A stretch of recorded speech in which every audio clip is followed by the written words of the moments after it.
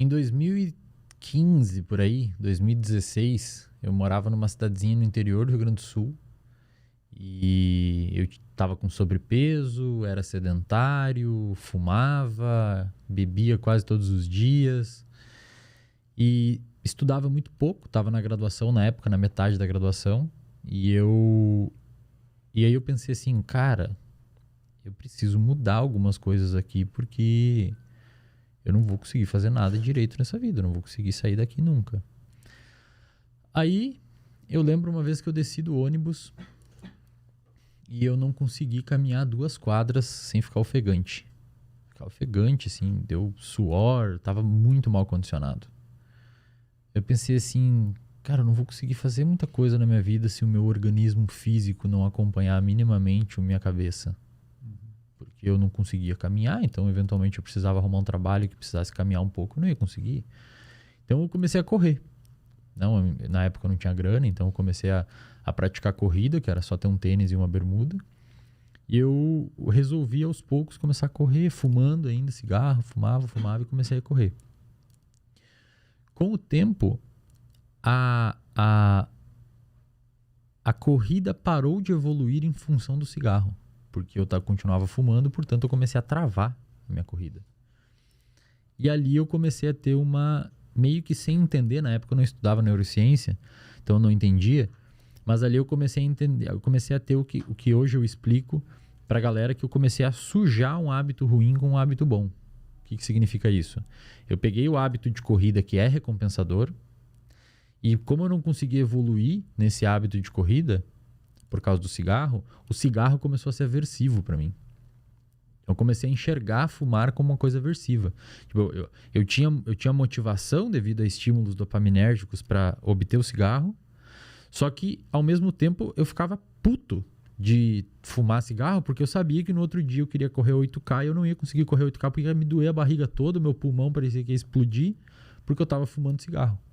Então, o que começou a acontecer? A minha evolução na corrida começou a ficar travada devido a um hábito ruim que eu tinha.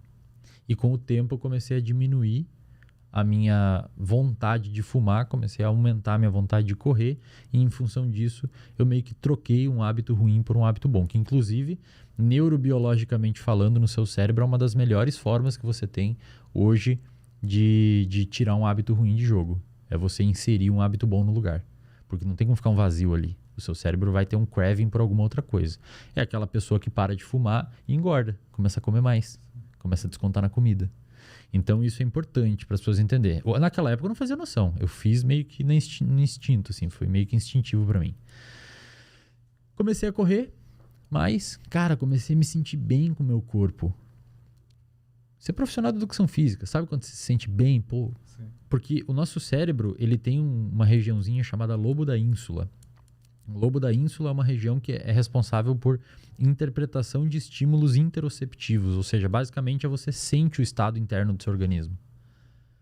Se um dia você tá meio mal, meio zoado, sua barriga meio zoada, você fica mais, o seu humor mexe também, porque você tá sentindo que tem alguma coisa errada aqui. Então, quando eu comecei a correr, eu me senti melhor, eu parei de ter gastrite, eu comecei a caminhar e não ficar ofegante, eu comecei a ter mais apetite, eu comecei a dormir melhor, eu comecei a ter mais motivação para voltar a correr outras vezes. Então eu percebi que a inserção de um hábito começou a ter um efeito cascata, eu comecei a ter mais foco, mais atenção, porque a corrida faz uma modificação em neurotransmissores, etc. A gente chama isso de hábitos angulares, você mexe uma coisa e aquilo desencadeia uma cascata de outros eventos. E ali eu vi, cara, uma coisa que eu nunca tinha me dado conta.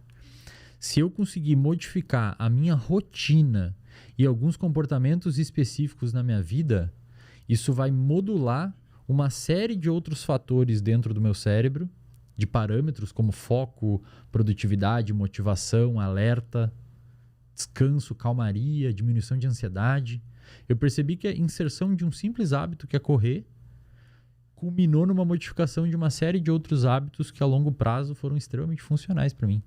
E depois eu fui para a literatura científica conferir. Falei, pô, mas o que aconteceu no meu cérebro quando eu parei de fumar e comecei a correr? Aí eu percebi o que começou a acontecer. Na realidade eu comecei a ter mais motivação, porque eu sensibilizei dopamina, porque eu comecei a ver benefícios naquilo. E quando você vê benefício em alguma coisa, você fica mais motivado em fazer. Sim. Você só volta a treinar, só volta a comer bem se um dia você treinou e se sentiu bem e viu que se sentiu bem. Então você fica mais motivado, porque nós somos sensíveis às consequências dos nossos comportamentos. Essa é uma frase que eu adoro falar. Nós somos sensíveis às consequências do nosso comportamento. Então se você bota um dedo na tomada e toma um choque, você não bota mais. Se você dá uma corrida e curte, a probabilidade de você voltar a correr é maior. Então eu percebi, caramba, cara... Hoje, eu estudando neurociência, eu entendi o que o Wesley lá de trás fez. E teve uma modificação gigantesca na vida dele, isso. Do Wesley lá de trás. E eu falei assim, eu tenho que contar isso aqui pros outros. Não é possível, eu não posso ficar com isso pra mim. E hoje eu criei aí as redes sociais e vou nos podcasts contar o que aconteceu e explicar o que acontece dentro de um cérebro quando você muda simples comportamentos.